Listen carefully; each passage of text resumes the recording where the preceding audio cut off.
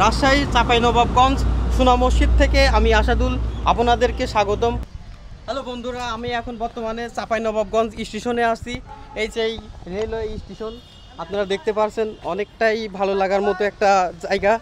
তো আমরা এখন বর্তমানে সোনা মসজিদে যাবো ইনশাল্লাহ। তো আপনারা দেখতে থাকুন। বন্ধুরা, যেখানেই যান, নতুন জায়গায় যান আর পুরাতন জায়গায় যান, মানে নতুন কিছু দেখলেই ভালো লাগবে। এই মাত্রই আমরা সোনা মসজিদে এসে পৌঁছালাম। আমরা মসজিদে নামাজ পড়বো, তারপরে এই যে আশেপাশে ঘুরবো।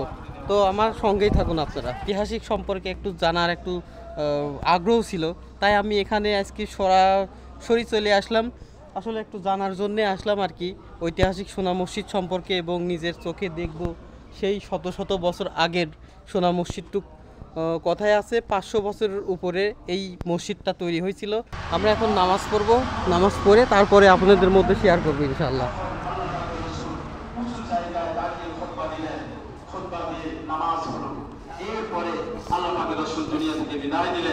তখন হযরত আবু বকর ক্ষমতায় আসলেন। উনি বললেন, যে জায়গায় আমার রাসূল দাঁড়িয়েছেন, যে জায়গায় আমার সুপারমানের ভাই আবু বকর দাঁড়িয়েছেন, এই জায়গায় দাঁড়ার যোগ্যতা আমার নাই।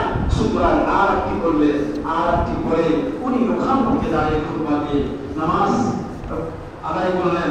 খুতবা দিলেন, নামাজ আদায় হলো। এইবার হযরত চাঁপাইনবাবগঞ্জের সোনা মসজিদের সেই গণকবরের পাশে আছি। এই যে এইগুলো যা দেখতে পাচ্ছেন, কোনো নাম টাম কিছুই নাই, এই যে দেখতে পাচ্ছেন। আর এই পাশে দেখুন মজুর ক্যাম্পিন, কিন্তু ফ্রি ফ্রি দিচ্ছে, তাই এত ভিড়। যাক, এত ভিড় অবস্থায় ফ্রি ফ্রি জিনিস খাবো না। হ্যাঁ বন্ধুরা, আমরা এখন সোনা মসজিদ ঘোরাঘুরি শেষ করে এখন আমরা তোহাখানার দিকে যাচ্ছি।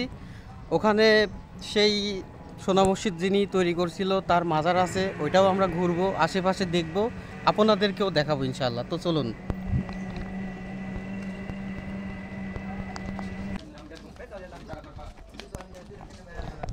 হ্যাঁ বন্ধুরা, আমরা এখন তোহাখানার মধ্যেই প্রবেশ করতেছি।